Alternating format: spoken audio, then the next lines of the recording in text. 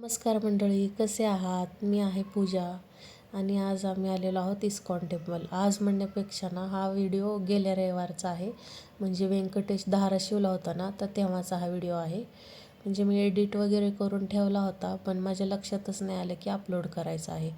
कारण व्यंकटेश वगैरे आल्यानंतर ना म्हणजे लक्षातच नाही आलं की व्हिडिओ अपलोड करायचा आहे. तर आम्ही बसने निघालो होतो. लांब कुठं जायचं असेल ना तर आम्ही बसनेच जातो. आणि आज असं फर्स्ट टाईम झालं होतं की मी पुढं बसले आणि स्वप्नील पाठीमागे बसलेत. म्हणजे आम्हा दोघांना ना जवळजवळ सीटच भेटलं नव्हतं. त्याच्यामुळे मग आम्हाला स्वारगेटपर्यंत जाईपर्यंत लांब लांब बसावं लागलं. मग स्वारगेटमध्ये गेल्यानंतर आम्ही बस चेंज केली आणि मग सोबत बसलो टेम्पलला उतरेपर्यंत. मग आम्ही सोबतच होतो. तिथे गेल्यानंतर ना नेहमीचंच आहे आमचं, बाहेर गेल्या आम्हाला ना भूक लगेच लागते.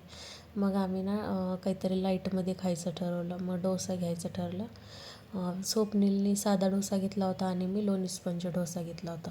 तो खाल्ल्यानंतर आम्ही आतमध्ये जाणार होतो.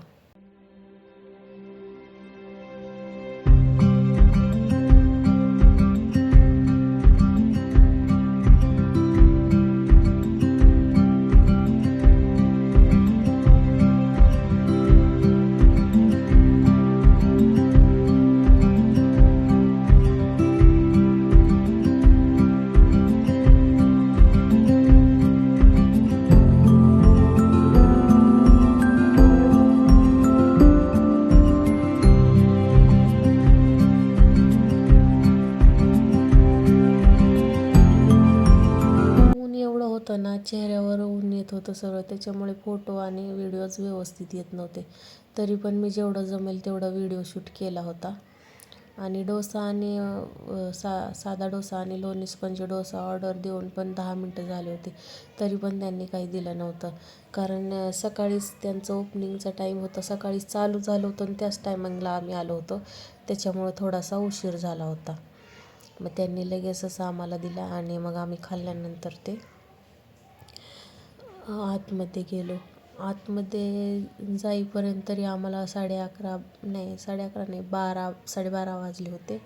तोपर्यंत ना आतमध्ये सगळं बंद झालं होतं. म्हणजे वरती ना आरती वगैरे होते ना, तर ते झाल्यानंतर दरवाजा वगैरे बंद करतात. आतमध्ये कोणाला प्रवेश देत नाहीत. तर त्याच्यामुळं ना आम्हाला वरती जायलाच भेटलं नाही. आणि खालती पण खूप छान परिसर होता. म्हणजे पाठीमागच्या वेळेस आम्ही गेलो होतो ना, तेव्हा तिथे आतमध्ये एक फाउंटन पण आहे. ते सगळं कोरडं पडलं होतं. म्हणजे फाउंटन वगैरे पाणी वगैरे काहीच नव्हतं. आणि यावेळेस ना खूप स्वच्छ त्यांनी केलं होतं सर्व. आणि फाउंटन पण छान केलं होतं. एवढं छान ते आकर्षित दिसत होतं ना, खूप छान वाटलं. नेक्स्ट टाईम जेव्हा मी व्यंकटेशला घेऊन येईल ना, तर तेव्हा वेळीच येईन. म्हणजे आरतीच्या टायमिंगमध्ये वगैरे येईन. म्हणजे तेव्हा वरती पण शूट करेन, तुम्हाला ते पण क्लिप वगैरे दाखवेन. यावेळेस मला जमलंच नाही.